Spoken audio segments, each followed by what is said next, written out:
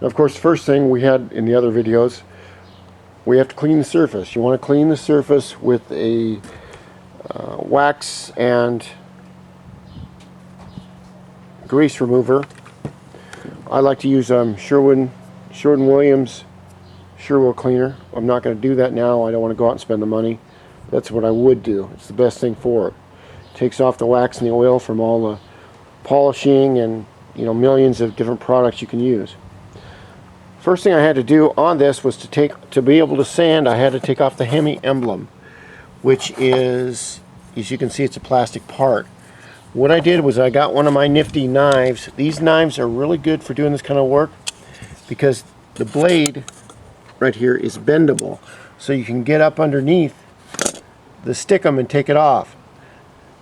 You want to leave stickum on there if you can. It's better to leave the stickum on and take it off rather than go through the paint. So now I'll have to do this to the other side. And I'm not going to bore you to death with how that's done. But then what I'll do is I'll take that aside and put it off. Next thing we have to do is prepare the wet sanding, because that's what we're going to do. What I've got is some hot water here, really hot. And what I like to do is get some, it's purple, Ultra Deluxe, it's advanced grease cutting. Now the reason I like this is because what it does, you can use as much as you like, it really doesn't matter. It does a couple of things for the paint job. Two things: it cleans the surface while you're sanding, and secondly, it puts a very small sheen of the slick lubricant between the paint and the sandpaper right here, which makes the sanding go easier.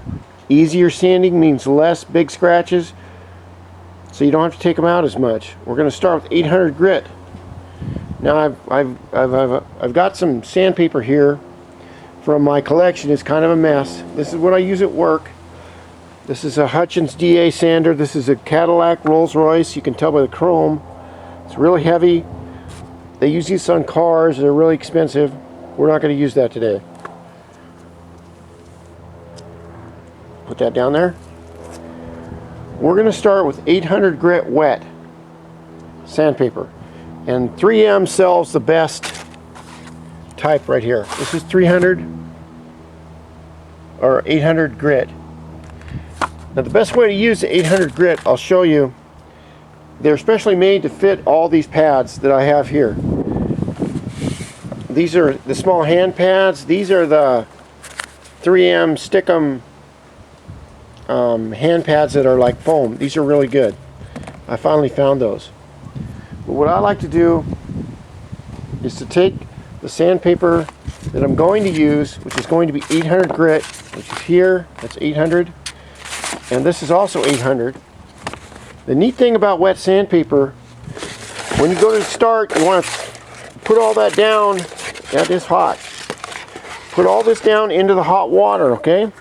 What that does, if you leave this here about 10 minutes, what that does is it turns the paper more into like a cloth.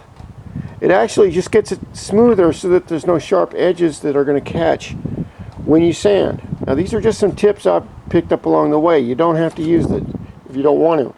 We're going to go from 800 grit down to probably 400 to 600 grit for the main paint job. Then we'll get into clear coating, and clear coating we'll start with 1000 grit right here, and we'll go down to, let's see, where's the rest of it? It's over here. We can go up to 2000 grit or down to 2500 grit, which is the smallest grit that I've heard of. And I want to show you this good deal I got right here. I went and put in, and I wanted some of these for work, these cutter knives. So a guy had like 54 of them for sale, and I offered him $8. Figured I wouldn't get it. Well, I got an email a few days ago. You've won the whole order. I got 54 of these knives for $8. They average, I paid 14 cents a piece for them. And these are really great for painting.